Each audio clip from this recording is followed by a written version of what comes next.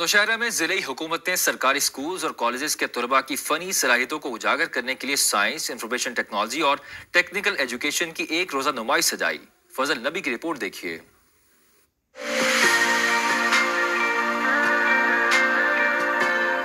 نوشہرہ میں ضلعی حکومت کے تعاون سے یونیورسٹی آف ٹیکنالوجی میں سجی ایک روزہ سائنسی نمائش۔